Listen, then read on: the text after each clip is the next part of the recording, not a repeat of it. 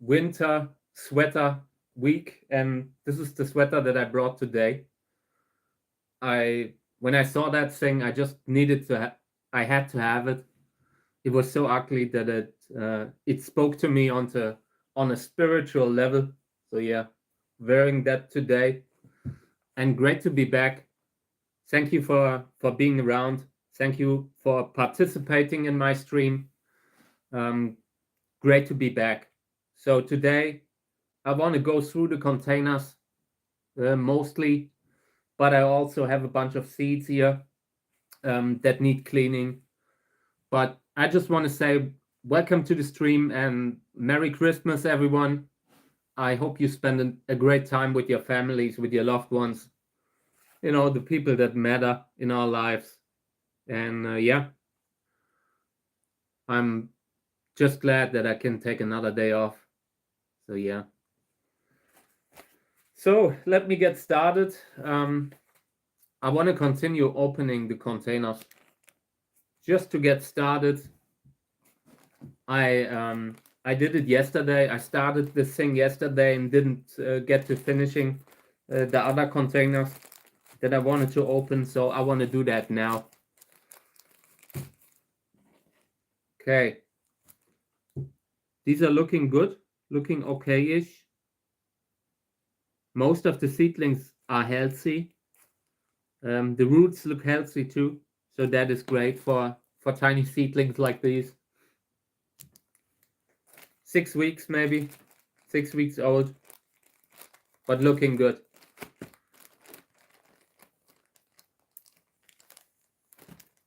So I got so many kind emails yesterday and during the day. Want to say thank you again for that. Life's just difficult right now for me. I can't say it differently. It's a very difficult phase in my life, and I'm thankful to receive so much love and support. People just write me to just write the nicest stuff, and I appreciate it. It's great to have that kind of appreciation. So yeah, welcome to the stream, guys. I'm just doing seedling stuff. Hey, welcome to the stream. Merry Christmas. I'm just going through the seedlings and talking a little bit about Christmas, what I did. Exhausting week.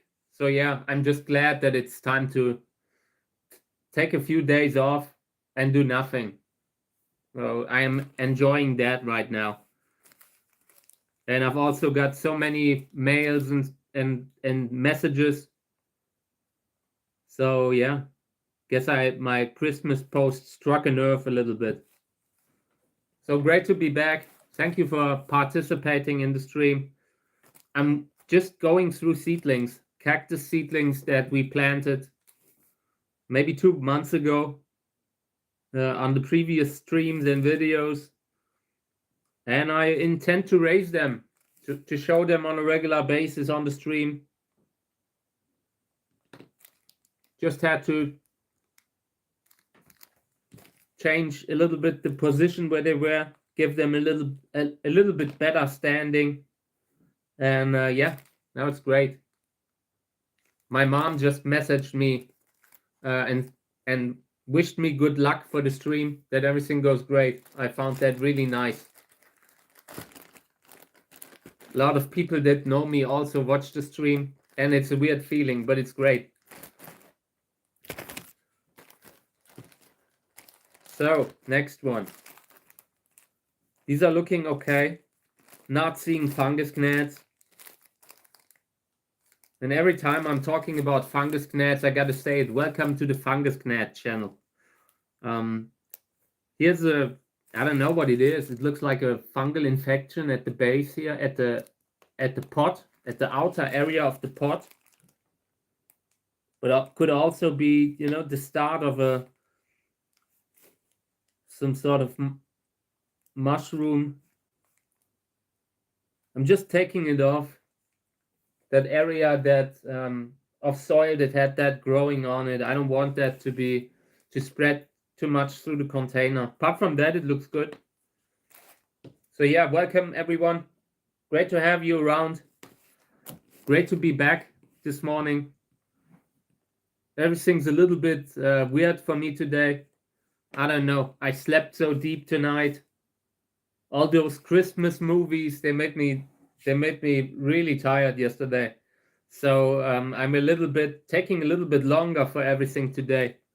So I kind of started early. That was the reason that I started early, because I felt like I might need a little bit longer to set up, to get everything going. So yeah, seedlings, some of them variegated, some of them not. We'll see how many of them will make it. For now, I will just remove a little bit of seed rests here and there. They seem to be stuck here in this container. It's been a while since they came up, and the seeds shouldn't be stuck on the tip of the seedling. Shouldn't stay there for too long. If it's just a little bit, couple weeks or so, not a problem. But once it's months, then you can think about removing that stuff. And I see a bunch of interesting seedlings here. Some with mixed color.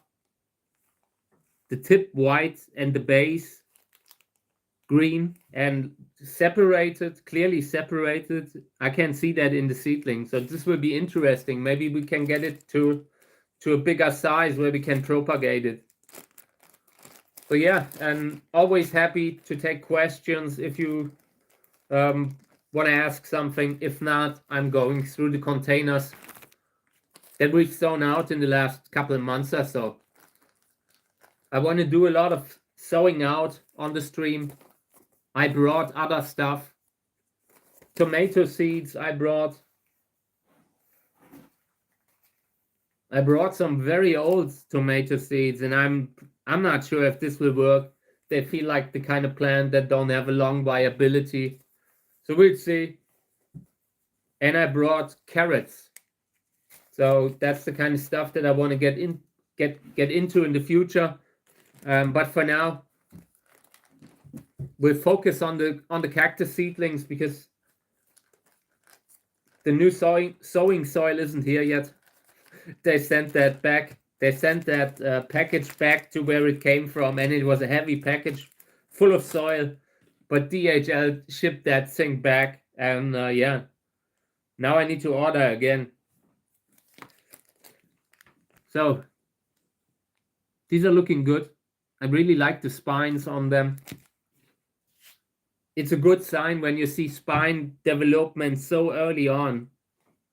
Of course, most of the cacti will eventually become more spiny, but when they do it very early in the beginning, I like that. That's a good trait.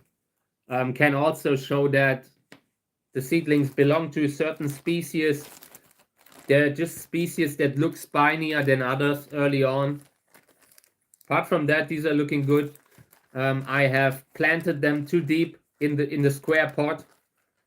There's too much space towards the upside, and that takes away a little bit of light, but it's okay for now. For now, they are under a lamp and get a pretty good, fair amount of light. But long term, I need to adjust that, need to get them out of there. Okay, looking okay. And also in this one, some seedlings that are much further ahead of the others. Some that look like they might be variegated. I'm not sure. But one thing that really stands out is the difference between the size of the seedlings. Some of them are pretty big, and others look like they just came up. So I suppose this is a cross that has some sort of a mutation going on. This is nice. And this is very often when you make crosses between a columnar mother and one of the flower hybrids as a father. it doesn't really matter which one it is. They all are somewhat a little bit more distant than if you just take a white flowering plant from the same species. It's just a little bit wider as a cross, and that can already bring out a lot of mutations, variegation, all this these things that people actually, that where there's collectors for. Okay, looking okay-ish. Also some seedlings further ahead. You see if it's the same cross. Could be that it's the same cross.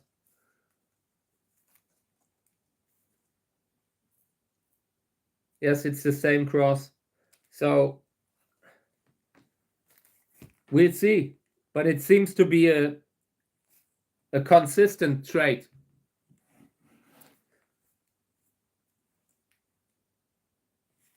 And not seeing any fungus gnats.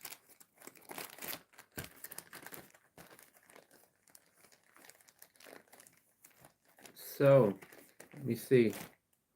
And I want to say it again, it was amazing how many messages I got over Christmas. People really were worried about me because I talked about getting the divorce papers on Christmas.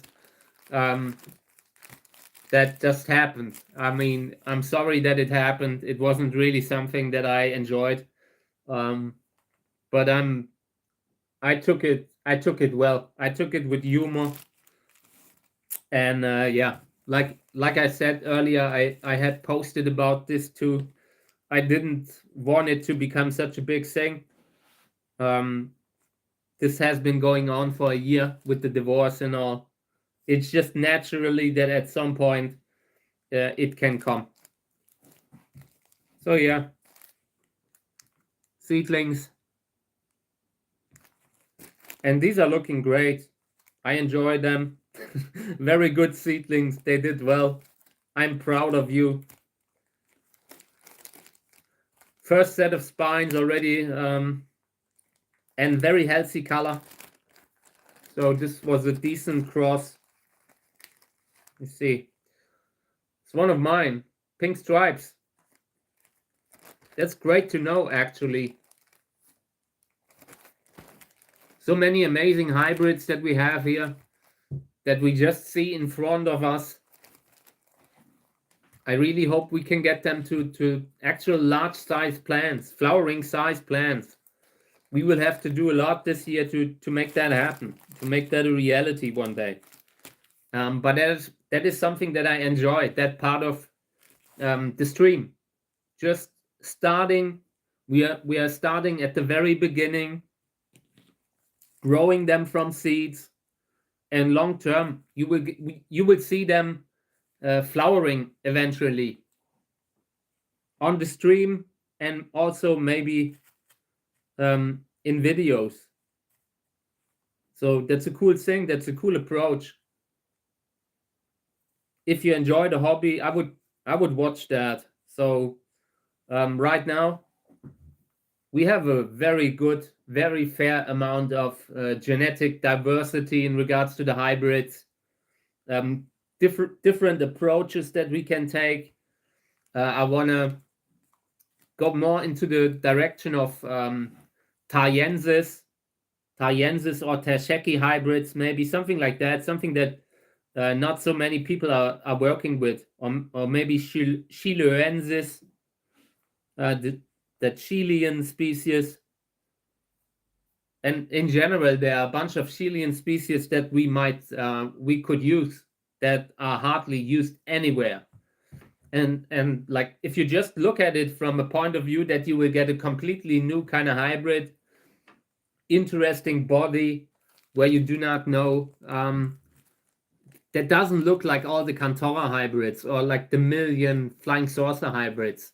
Something to go into a new direction. That's what I want to do. And we combine that with the great flowers that we already have. So yeah, I'm looking forward to that. That is a great concept for a stream, for a show, for a channel.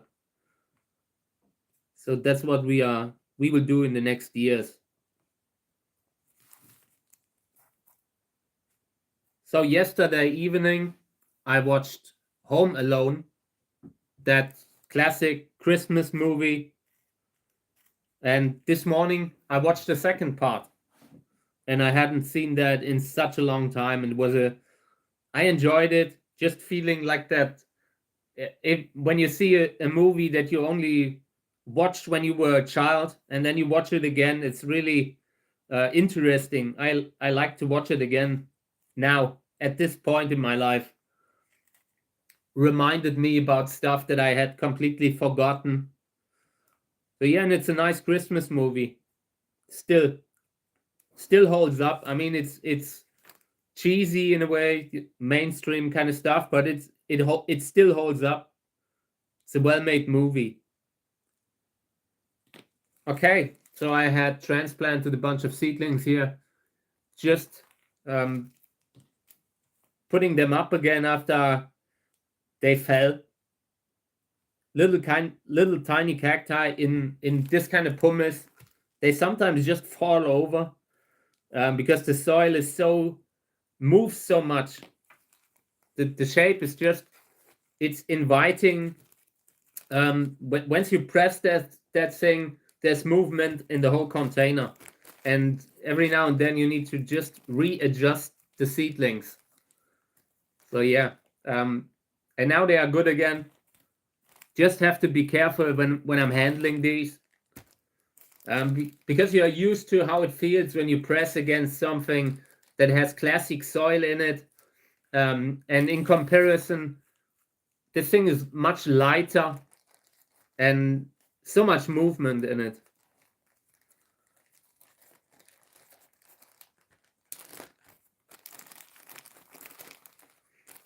And it is the week of the ugly winter sweaters. This one I found when I saw it. I knew I had to have it because it was so ugly, and I'm really happy that I held on to it. So these are looking interesting. I discussed these in some of the previous streams. There's discoloration at the very tip, but only the tip, and the rest of the seedlings look completely green. So this is an interesting kind of discoloration. Could be something where there's a genetic uniqueness going on. I really want to grow these out. Maybe we can get something cool from it, where you have an interesting, unique variegation that can sometimes look great, and in this case it's really very limited, only to a certain area of the seedling. Has potential. Might be nothing, but it has potential. So these are very young, they just came up,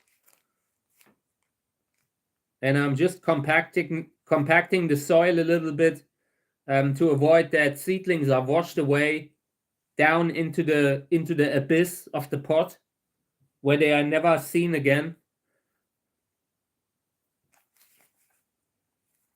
But these are very, very young, just maybe germinated a couple of weeks ago, and from Bamboy. So I'm actually pretty happy that I have a bunch of seedlings from that plant.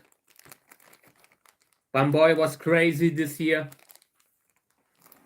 When I posted photos and videos of Bamboy, people were messaging me all the time, like weekly, if I have a cutting of it available. And it's a hybrid by Uwe Kahle. I only have a plant because he sent me one as a gift. Otherwise, I wouldn't even have it.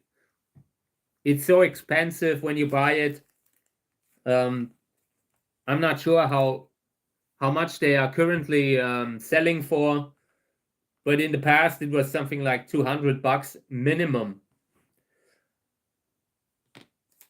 And I'm glad that my plant finally flowered for the first time now. It was the first time this year, and so yeah, it took a while. Last year I had already expected flowers and they didn't come. I've showed some pics, some photos to Uwe, the breeder of Bamboy, and he said he doesn't believe that the flower bud that it had at the time would flower that season, and that's exactly how it happened. It got a flower bud in 2024 and only flowered in 2025.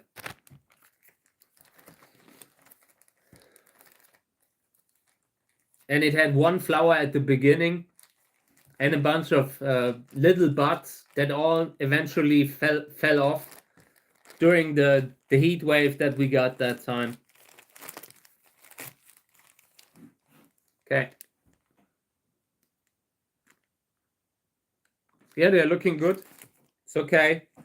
Also, gotta compact the soil a little bit to make sure that no seedling is washed away when you're watering them.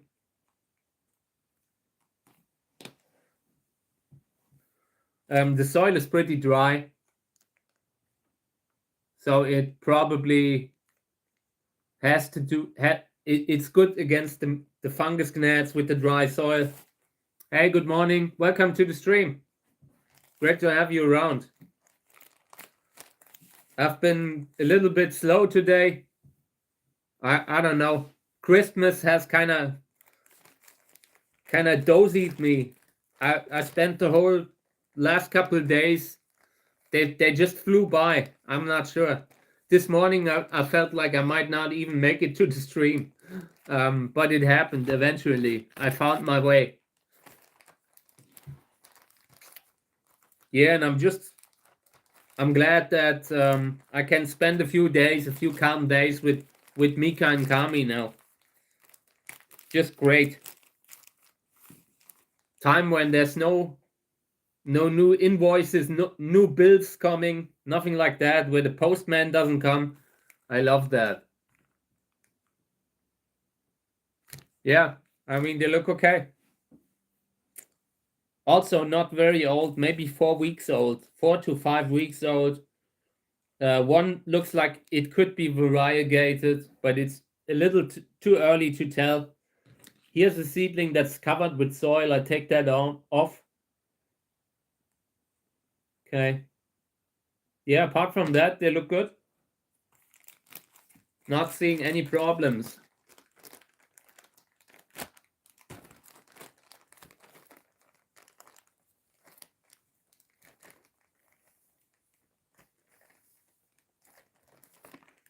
Okay.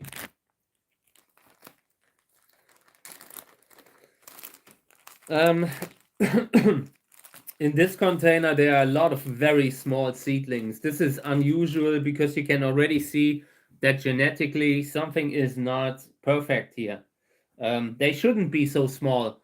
And when that happens, can mean that there's a genetic mismatch, genetic problem that's going on in that thing. The seedling, this is Teleflora. And I'm not surprised. I've talked about it a few times. Teleflora is just, it's an interesting hybrid, but it's two kind of little bit more distant plants, and the offspring is often not perfectly healthy. But there are also a bunch of seedlings that look good, that have a healthy green color. So maybe we are lucky and I can get a few of them to a flowering age. That would be good. But for now, that's so far in the future. I don't even want to say if these are still here next month. We'll see. Probably, but if they have some sort of a variegation problem, they might not make it. Okay. Yeah. There's some moss on the lower left, and I don't like that.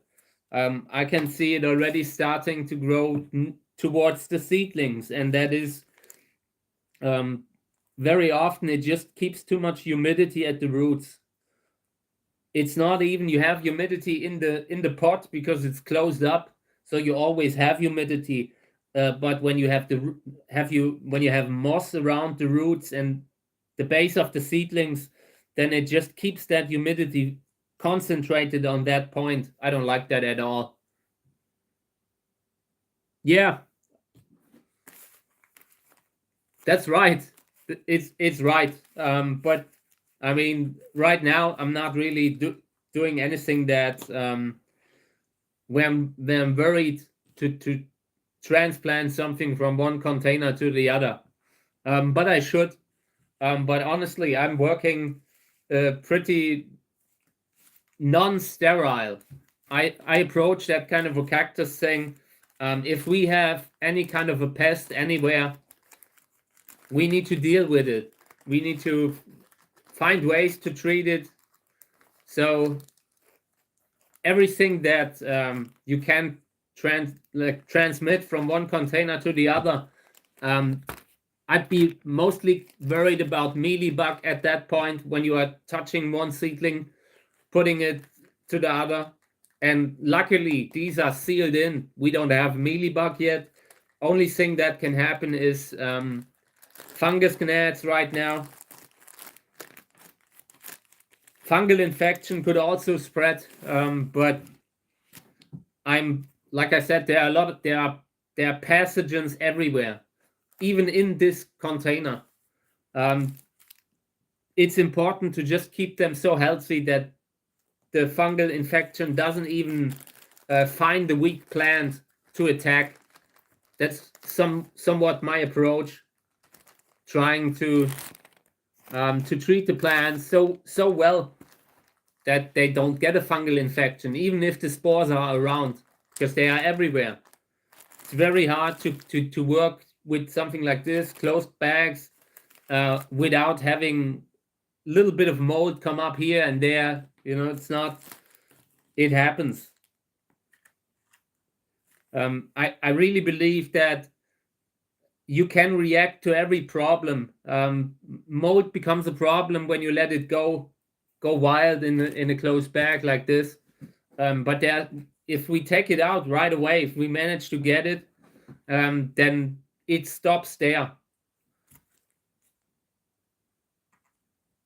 So yeah, this one I dropped, apparently. I just see that a lot of the seedlings have been buried. So I'm doing excavation work here. Yeah, apart from that, they look okay, but also variegation. This is Homkes Roro, one of the genetically weaker ones. Do you have a recommendation for creating a hydrogen peroxide mix for cleaning? It depends, because a lot of this kind of stuff is our regulations, how you can buy it, you know. If you can, it doesn't matter. It just matters that you have the right concentration. And in my opinion, it didn't really make a big difference whether you have 1.5% or 3%. It bubbles a little bit more. But I, at the time when, like back in like 10, 15 years ago, when you could still buy higher percentages, I would just try to dilute it down to have the right concentration where it disinfected everything. It, again, the only thing that's the difference actually is how much it bubbles. And yeah, sometimes it opened up the bags, for example, or if you use the takeaway containers, sometimes when the percentage is too high, it even opened up these kind of small containers. So yeah, but apart from that, I don't think it hurt whether you use it in 1.5 or 3%. The higher you have, the more problems you get, like with the bubbling and all. At some point, it will wash away the seeds. That is the biggest thing that I would worry about when you have so much movement in that thing in a closed container. But it's a great disinfectant that doesn't have so many problems that you have with other stuff. I know some people use certain fungicides that they put in. Yeah. there isn't so much around that you can use that is safe to use on cactus seeds. Cactus seeds are just, they are very, if you use copper, for example, it will instantly reduce the viability. Maybe not make them completely non-viable, but reduce it.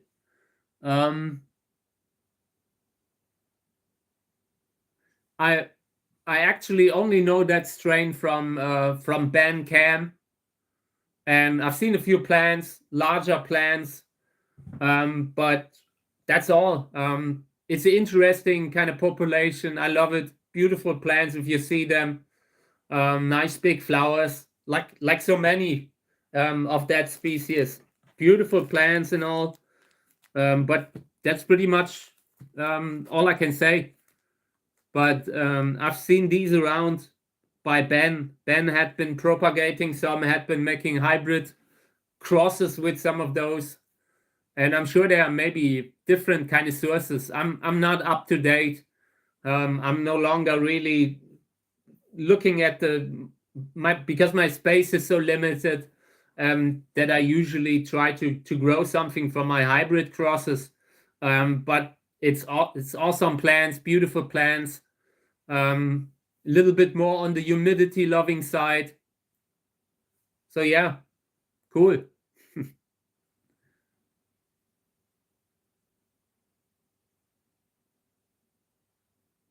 Yeah, I mean, steaming can really reduce a lot of the problems that we had on the channel, like fungus gnats and that kind of stuff. You avoid that by just not being lazy like me and putting more effort into getting the soil pasteurized or in a pressure cooker, that kind of stuff. You can always reduce that kind of thing. Or sometimes you get, like when you are buying soil, it has slugs in them, that kind of stuff, because they can never guarantee that there's not one tiny thing that came up there. So it can make sense to just put more effort into pasteurizing the soil. I'm at a point where I have so many cacti that I don't really worry if we lose a few here and there, and it's also good for the channel. Like with the fungus gnats, this is a good chance also to show the problems that happen in everyday cactus growing. So I just opened up a container that had the fungus gnats. And I transplanted the seedlings into washed pumice now. And I can still see one or two fungus gnats in there. But they will eventually no longer be able to propagate themselves like they did in the organic soil.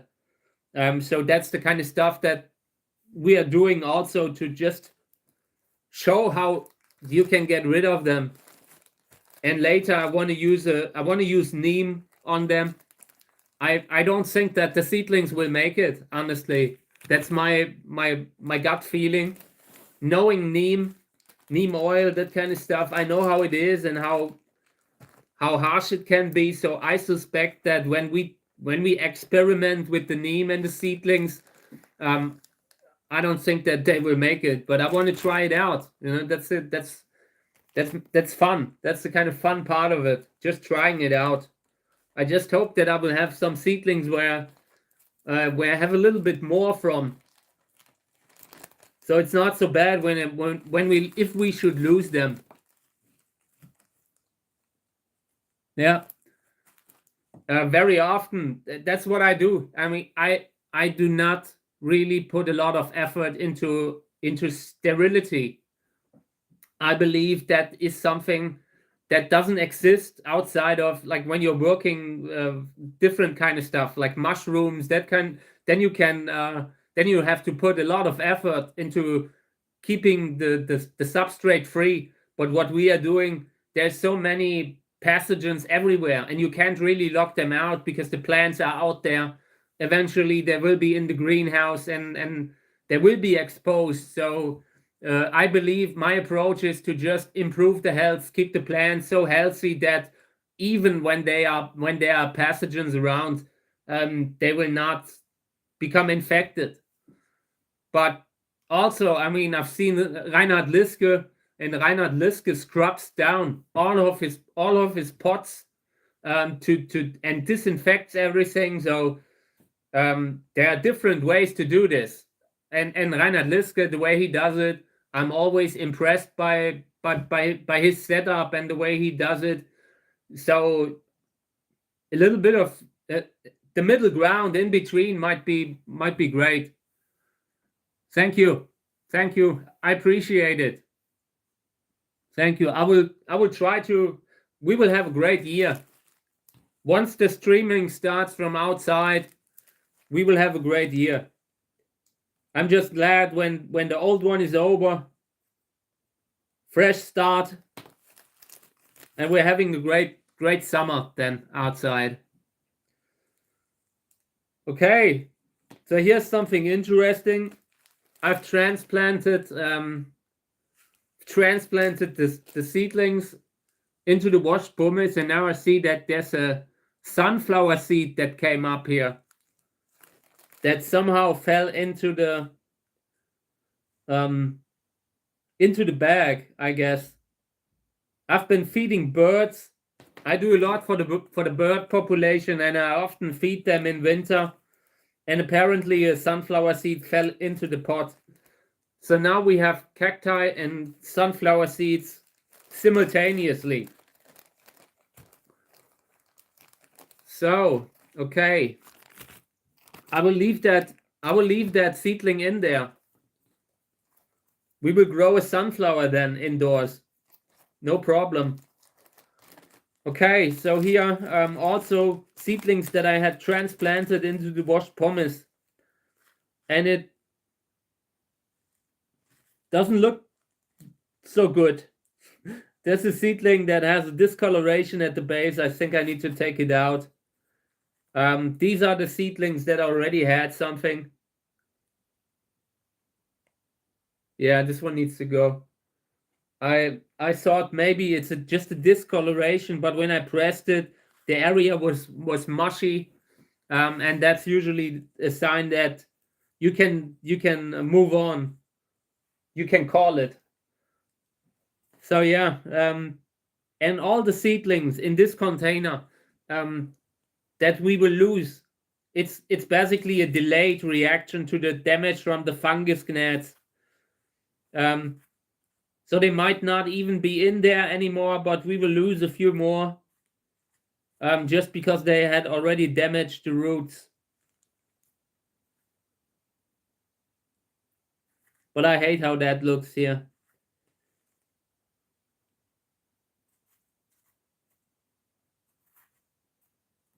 Okay.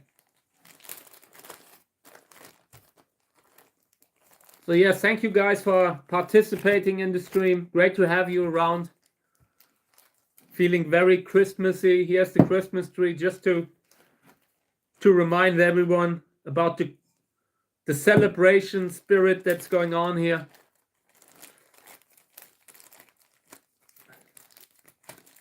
Okay, these are looking great. Check it out. Some of them very spiny, pretty big, and others look like they might never get spines. That is an interesting cross.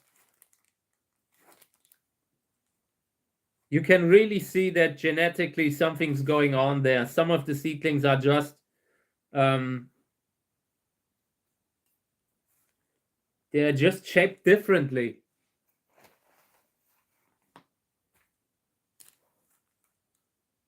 Really interesting. So I will kind of... So now the pencil is a little bit cleaner. So yeah, seedlings are great in this one. I'm not sure what's going on, but it has something to do with monstrosity, mutation.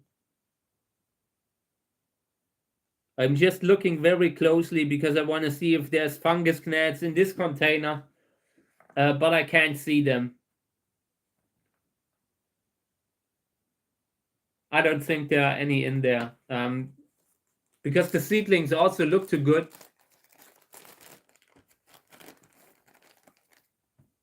I don't know how that works. I'm not sure what I do when I double tap against that thing. Double cut? I don't know what that is. I will grow the sunflower. We'll try. I will repot it once it's. I mean, next time I'm opening that thing up, I might already have to take out the sunflower out of the pot because it will very fast shake the seedlings. So I will take it out of that thing later, the next time probably, and then we will grow a sunflower. I want to sow out all kinds of stuff. And this is interesting because there's one seedling that's big and the others are tiny.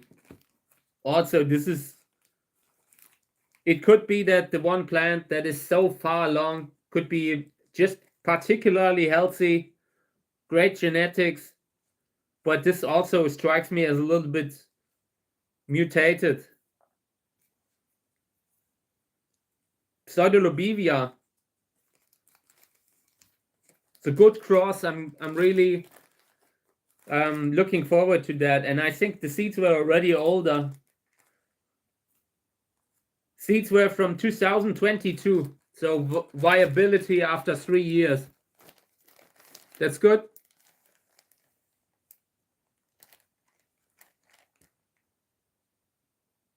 Oh, thank you. I appreciate that. I'm not really experienced with that kind of, how you say that stuff. I appreciate it. Thank you. Thank you. Okay.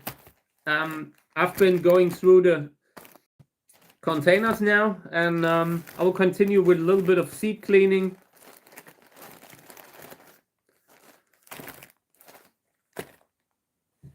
I'm moving along with the seeds. Really happy about that.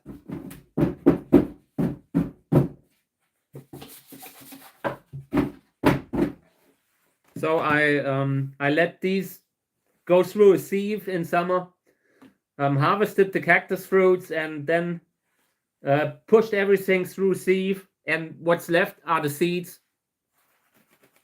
So I have dried them on the paper towel, and now it's time to just get them down there to sow them out. This is the perfect time to sow them out. They now had a little bit time to dry, but not a lot. Just maybe a couple months, and that's pretty much long enough.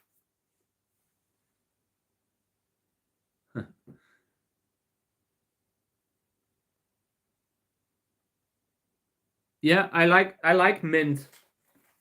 I had a few plants here and there. Really nice. Thank you. Hey, Andrea. Great to have you around. How are you doing? How is it? I hope you're all right.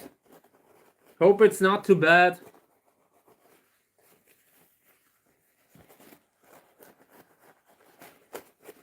I felt like this morning when I woke up and was so tired, I had a little feeling of it might be something like that too.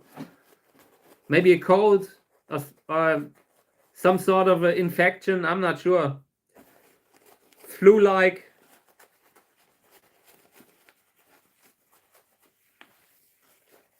Let me see.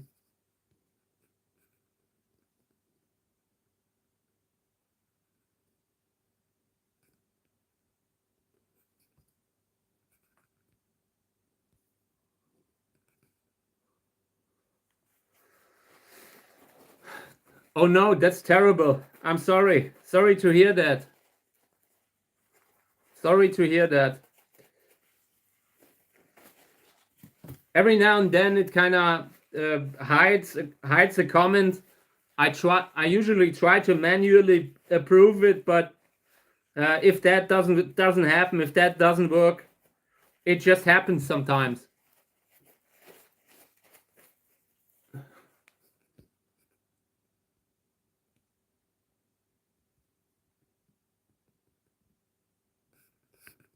No.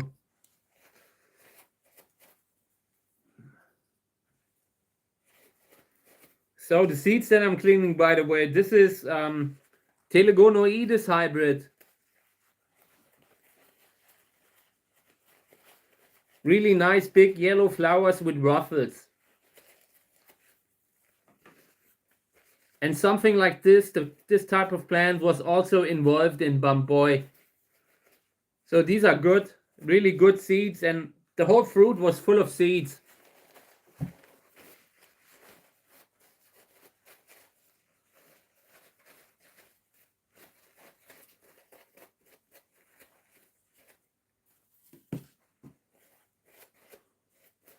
This year I repotted the mother plant here, so next season I actually expect to get a few more flowers. The flowers looked impressive, really nice. Might be a very useful plant, but we'll see how dominant it is. Could be too dominant.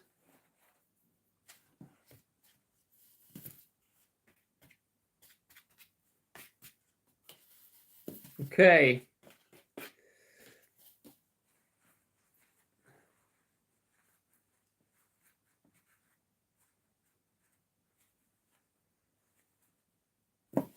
So the fruit was harvested on August 30th.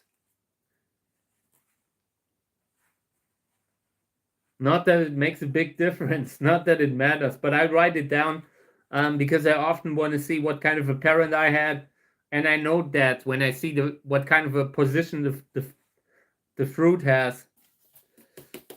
Okay.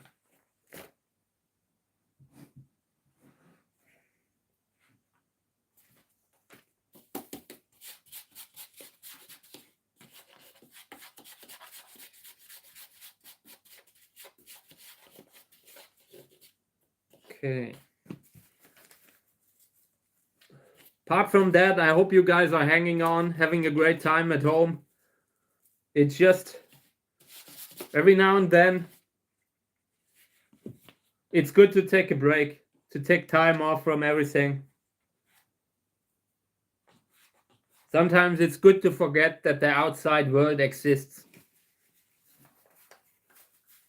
Okay.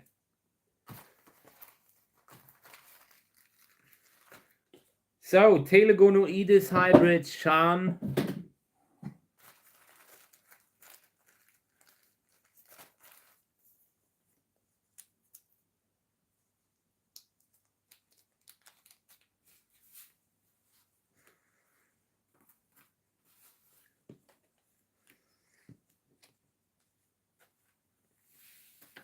Okay. So, I guess these are like a 500 seeds or so. That's a lot.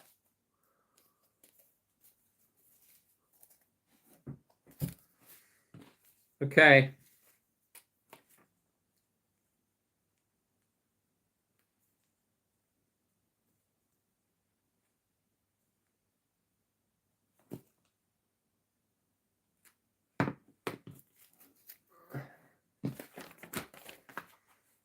All right, next ones.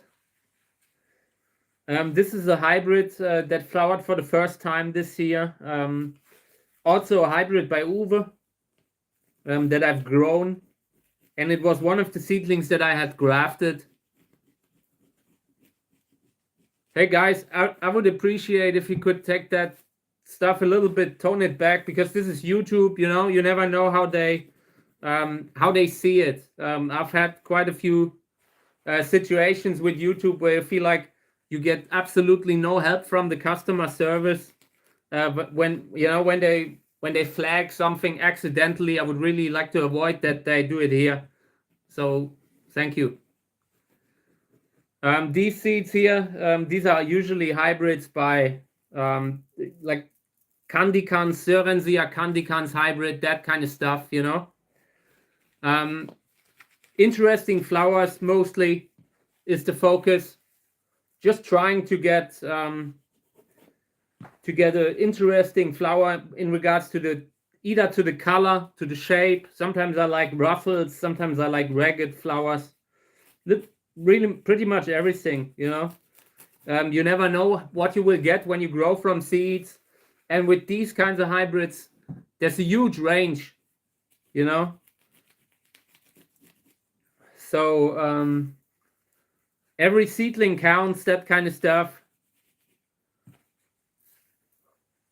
You can have different, like if you have 10 seedlings, every one of them can have a different kind of flower color. And that also makes it interesting for me. Yeah, this is from a cross between Kinky and Bravi. Those are two newer hybrids by Uwe. I can't even tell you which ones of the ones had the best flowers. I looked at one or two. They all look great in their very own way. So many hybrids around that even I do not know anymore, because there's been so much change lately. There are hundreds of new hybrids every year. It's kind of hard at some point to keep track of everything.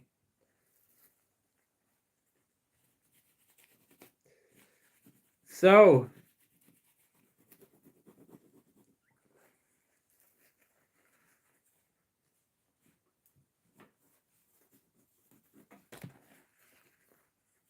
okay.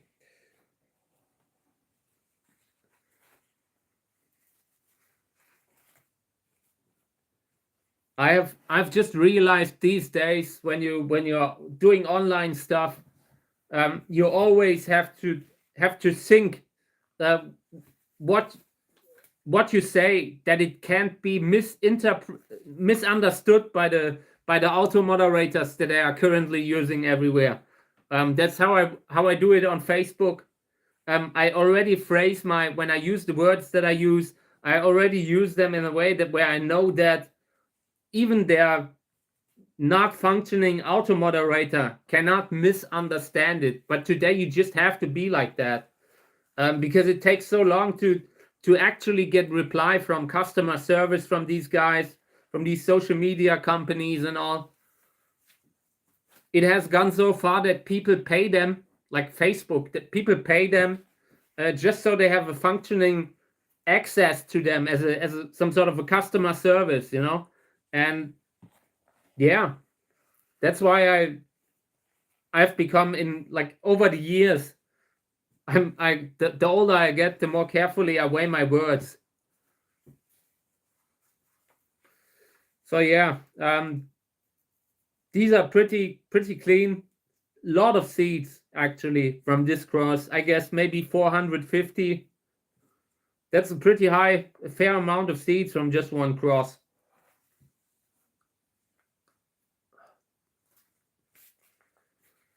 So parentage, like I said, I'm not sure what Kinky was, but I think it had a Gräser hybrid in it. So also Candicans something, Syrensia Candicans involved. And that's true for so many of the hybrids that you see these days. A lot of the hybrids, the more modern hybrids, are actually Cantora, the classic Cantora hybrids. And they are everywhere. And they are everywhere because they are so, because they flower so early, they are very rewarding. You can see almost all the crosses even. You can even, if you look at the videos from summer, you can even see the moments when we made the crosses. They should all be around in the Cactus of the Day videos, maybe. Every now and then I did special videos with just one plant, but I literally filmed the whole season. So that's one part why I enjoy it. That's an interesting concept to start off the moment that the pollination is made, the moment the seeds are literally created, until the point where you see them flowering after 5, 6, 7 years. I really like that concept. So yeah, and this one, I posted videos of it when it was flowering for the first time, and it was a nice kind of color. I really need to look it up. But it was definitely one of the better flowers this year. On a grafted plant, and I had grown seedlings on their own roots. And how it often works is you lose the seedlings that are on the roots, because more can happen. Having a grafted seedling is risky in the beginning, because you then have the chance that you lose the seedlings just because of unclean work mechanism in grafting. But apart from that, later on, it is safer to have a grafted seedling than when they are on their own roots, because so many of the problems that you can get have to do with stuff that happens to the roots, overwatering or drying out, that kind of stuff.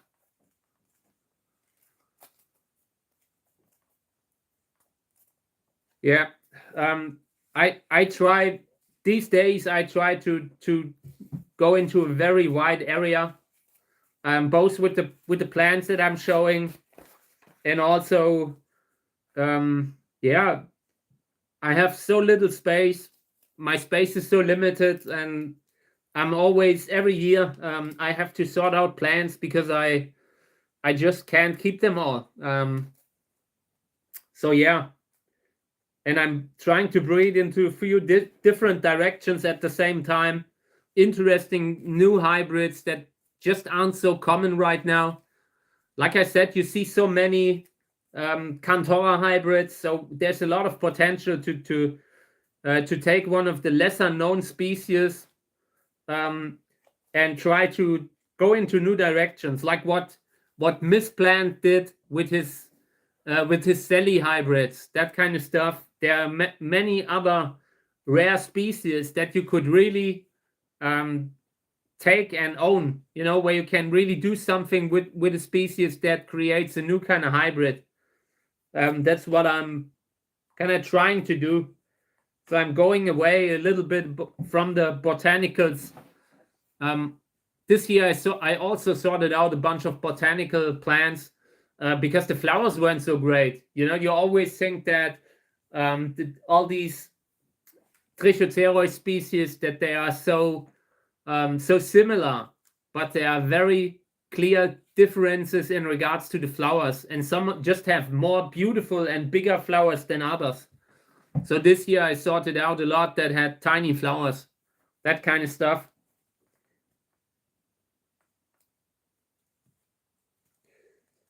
Okay, Kinky crossed with Bravi.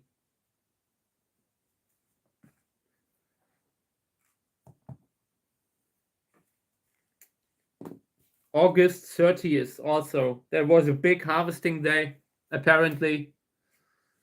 Seems like I harvested a lot on the 30th. Okay, so the next ones are Gräsers Erfolg Selbstbestäubung.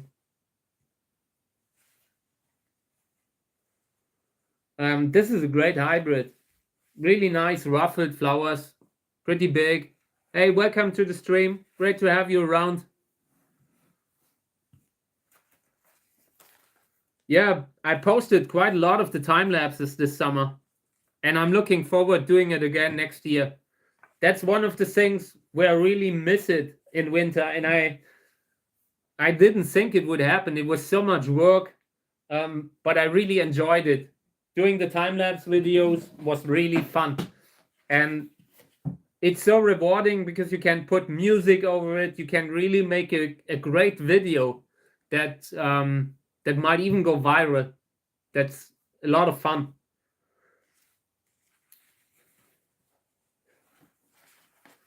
Okay.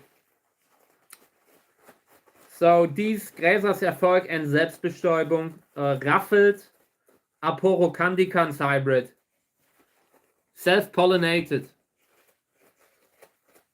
So there's a chance that this is also self-pollinated offspring. When you have a plant that already has self-pollinated in the title, that can mean that the offspring is also self-fertile.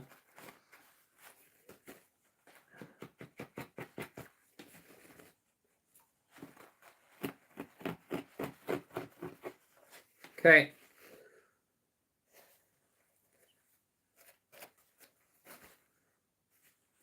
So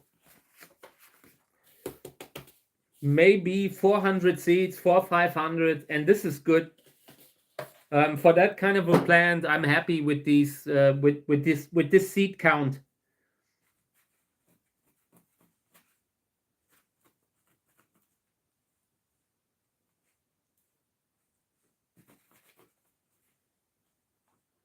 And I had this plant and a follow-up hybrid with it that were flowering at the same day this year.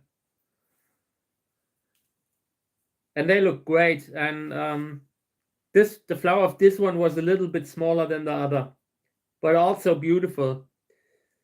Can't really, size doesn't mean a lot.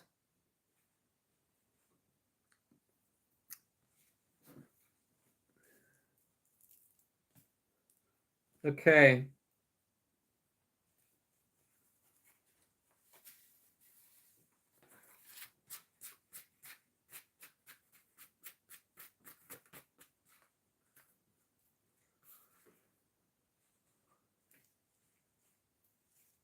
I'm constantly bringing back seeds that I have sorted out. It's always the same story.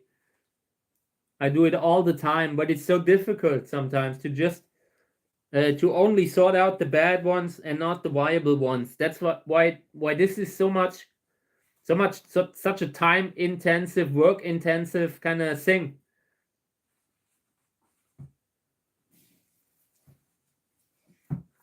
I stopped. I used to be a commercial seed seller for quite some time, but I stopped. It was a pretty difficult industry to work in. Let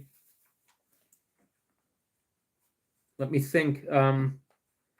I started doing it in 2015 or so, where I had a business, and then I've did it until 2024. That season was just so difficult.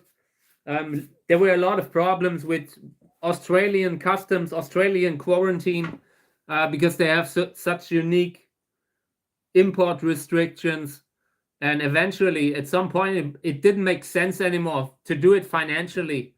Also, because it kept me from doing what I do now, all the streaming, the videos, the time lapse stuff. I wouldn't have had the time to do all that anymore. I was basically seeing that I spend so much time every day just trying to fulfill the orders, and it's not that you can cover the costs most of the time. It's a good thing, and you can definitely it definitely helps to pay the bills, but it's not something that you do because of the money. It's a lot of work, and when I operated the seed business, I was giving away so many seeds that it wasn't making any sense from a financial point of view.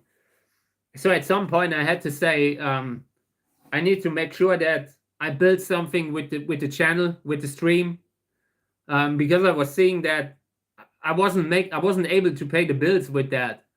I had written the books, and the books helped a lot, but also you need to constantly write. You need to constantly put out new stuff. And also, I wasn't even able to write because it was so much work. I constantly reshipped something when there was a problem, because I wasn't the type of seller that would tell a customer to go away. If a letter had vanished either by quarantine or by customs or by just loss, then I would reship it. Then I would make sure that the customer isn't unhappy. So I was constantly reshipping and reshipping and reshipping.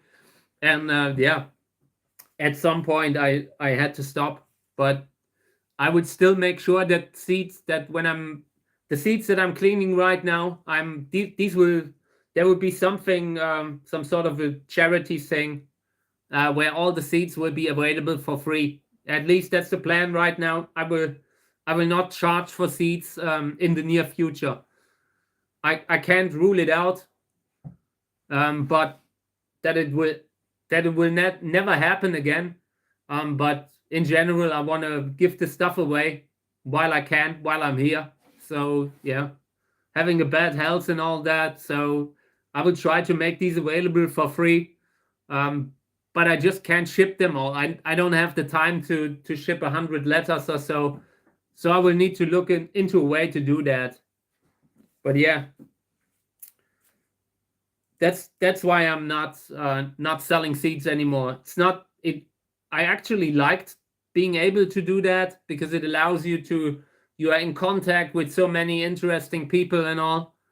But at some point I had to decide if I want to grow the channel or stay a seed seller for the rest of my life. And I wasn't really seeing in the industry that I was working in, it felt like the industry is dying, or at least that the industry is changing so badly that it wouldn't allow the little sellers like me long term. It was, and if you look into seeds right now, you can see that development, that the big companies like the companies that are trying to turn seeds into a big business, that they can easily fulfill all kinds of paperwork and obligations that the smaller ones can never do. And yeah, so the seed business becomes more difficult, and it has become so difficult just in the last 20 years, just from the new regulations that have come on top of it. In the botanical seeds business, I wouldn't touch that. I wouldn't touch the botanical seed business with a 10-foot pole, because it's so difficult. For one, you have all these restrictions, import, export, and you also have constantly falsely labeled seeds. That has become the day-to-day business in botanical seed market. So many of the species are not the right ones. That the name that's on the seeds, it's actually something else, because the people who produce the seeds, they often don't know. They often don't know the difference. So you get something with a completely different name. And yeah, as a seller, when you are selling botanical seeds, you just have to guarantee that a plant is a certain species when you offer it under that name. So yeah, difficult industry. I don't want to have anything to do with it. So yeah, let me see what I missed on the comments. Micrografting. I didn't do a lot of it because I usually try to let the seedlings grow a little bit bigger, because that allows me to, for one, see when a seedling has mutations. Very often it doesn't show so early. And since my space is so limited, I would rather graft something later on and then graft the one or two seedlings that look interesting. But micrografting is very good. It's a great thing, especially if you work with the kind of classic grafting stocks like Perisciopsis.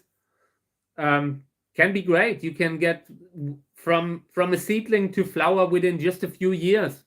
I don't know, maybe 3 years. If you really press it, if you graft the seedling right away and push it really hard, you can get it to flower, I believe, in 3 to 4 years. So it's useful. And but I never really did it a lot, because the grafting stock like Perisciopsis, they like it a little bit warmer. And where I live, the climate's a little bit colder. I was never able to fully guarantee the temperatures that they need. You would have to heat the greenhouse, or you would have to have them at very high temperatures, and it was just too much effort all the time. When I graft, I usually graft between May and July. That's my main time for grafting, and mainly only during that time. Even later during the season, when I graft, when I'm grafting in late August, you can already feel that the climate has changed. That you get those constant humidity weeks where everything is so humid that the grafting stocks sometimes become infected. So that's why my main time of grafting is usually just at the beginning or height of summer. That's a good time where I graft. And yeah, but apart from that, if I would have a better climate, I might even graft seedlings. We will definitely, long term, we will do it on the channel. Just graft a bunch of seedlings with a little razor, razor's edge kind of thing. And because it will be interesting to share it, to show it. But I don't have the space anymore to graft. Last season, so the current year, 2025, I didn't even graft anymore because I'm out of space. What needs to happen is that I need to build a greenhouse very fast within the next 2-3 years, or I buy one. I consider getting one of those poly tunnels, like a bigger tunnel thing. Yeah, and then we can consider grafting on a larger scale again. But at the moment, it was too much. You see what we're growing here. If I look into this container, it's maybe 50 seedlings. You run out of space very fast. So yeah, wish I could graft more.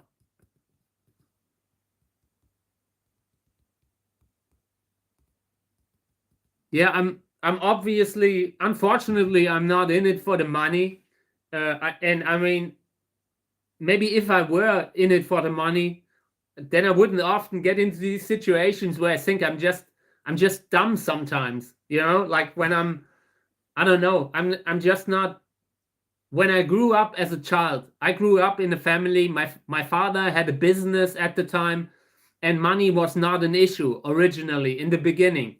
My father earned quite a bit of money, and we've been rich at the time. So I grew up having money, and then the business went bankrupt at some point, and we fell into poverty. And so I experienced having money, and I experienced being poor. I've seen it all and everything in between. So money wasn't that big of a motivator for me. And I feel like maybe sometimes it should be. Because when I see people that just monetize their whatever they love, when they monetize their passion, I always look at that and think maybe I should be a little bit more like that, But on the other hand, I get so many people that are nice to me, that appreciate that I'm here, that kind of stuff. So, and I'm sure that wouldn't be like that. I'm pretty sure that if I had been different all my life, I wouldn't be here today. So it kind of pays off, I really believe that long term, if you just put your focus on the quality, trying to do whatever you do, try to do good with it, and it doesn't matter how the end result looks like. I believe that quality eventually will succeed. It is often, like right now with social media and the way they are using these bad algorithms that just promote people being obnoxious or people that are just louder, then you get into a situation where quality kind of might not be enough. But even then, eventually, I'm sure people will at some point look back to the classic values, to art, people creating amazing stuff with their hands, or people being good at their hobbies. I believe that if you just try to master the skill, eventually the success will follow, no matter what you do. And of course, there are always the one cases where that doesn't happen, where it's really bad luck. But in general, I never really try to, I don't know, whatever you do, you need to make sure that people can watch it and learn something from it, take something away from it. And it helped me long term, not in the short term when my posts were hidden on Instagram or when the posts were hidden on Facebook. But long term, eventually you will get at a point where everywhere where you did good stuff over many years, and it just piles up. People will eventually, someone will repost a video that you did 3-4 years ago, and it will work in your favor. That is how I see things. So yeah. Hey Robert, good morning. Sorry, I'm a little bit kind of talkative today. Just trying to, I don't know, to have an interesting stream, having an interesting discussion. Yep. I mean, Perisciopsis are great grafting stock. They just aren't so cold hardy. Perisciopsis just, I think they need 20 degrees Celsius in all year round. And that's a lot. In my greenhouse, it's 1 degree Celsius. That's, that's a big difference. If you would have to heat the greenhouse like that, makes a lot of big difference in regards to the heating costs. Thank you guys. I appreciate the support. I appreciate it. It's great to be around. Yesterday, someone was messaging me and was so nice. People were messaging me on Facebook the last days over Christmas because I've talked about it, because I've talked about getting the divorce papers on Christmas evening. And so people were messaging me being very worried. And I'm okay. I'm having a good time. I'm not really letting that take me down. But yeah, I really enjoy being around these days. There were times when everything was hard. It's a bad feeling when you think you post great stuff and it's not shown. It's not seen by anyone. So it's a bad feeling. And I had that quite a lot in the beginning when I was on Instagram. And the first years on Instagram, or maybe even the first years on YouTube, trying to build it up. And right now, I don't have that anymore. So I appreciate it. It's great to have made it to that point. If I had at some point, there were times in my life when I asked myself, how does it continue? And I'm just glad that I kept going at the time. So yeah, great to be around. Thank you. I appreciate it. So yeah, I haven't really cleaned a lot of these seeds here, but they look okay.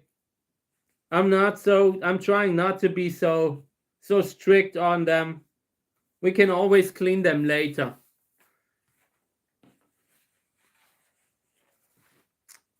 Okay, so here are a few seeds that are not viable. I'm just feeling them and they are not viable.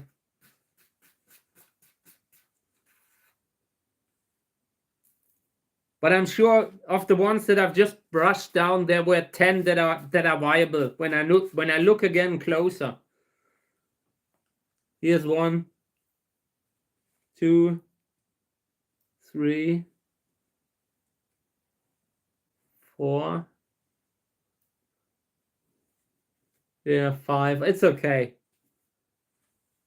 some point you get a feeling for it, but still, these are pretty small seeds.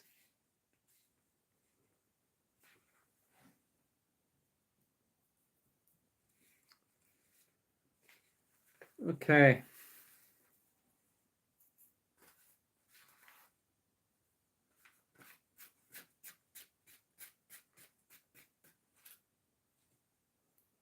So later today, I want to watch some more Christmas movies. I'm not sure what I want to watch, but I'll keep an eye out for the stuff that's on television right now. I haven't really spent a lot of time watching Christmas movies in the last 10 years or so. So I will have a look around. I already watched Home Alone this morning after not seeing it for so many years. And later I will see what else is online. Would love to watch The Lord of the Rings, but it's too long. I can't invest that much time right now, because if I start with the first one, I need to watch them all, and then I need to watch them in the extended edition, and then it's going to be a whole day. Thank you. I appreciate it. Great to be around. And you will see, this will be a great year. I'm already looking forward to streaming from outdoors, because that will be the time when we're doing this kind of stream in the next season, in the outdoor season. I will stream around that time from the greenhouses and all, and that will allow me that I don't have to upload it all the time. Then at least it uploads automatically. That will help me.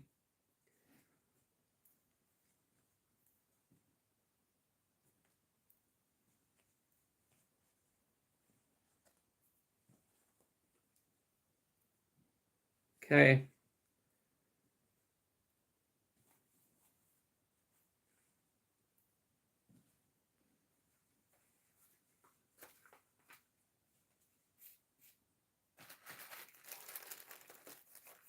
So these are clean. I guess this could even be 500 seeds. That would be great. This is a good cross.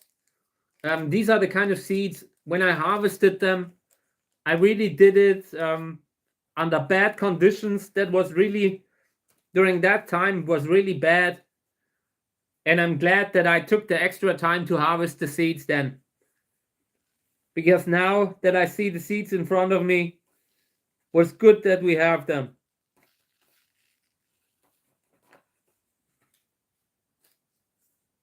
Okay, I spilled 500 seeds, but apart from that, they are in the bag.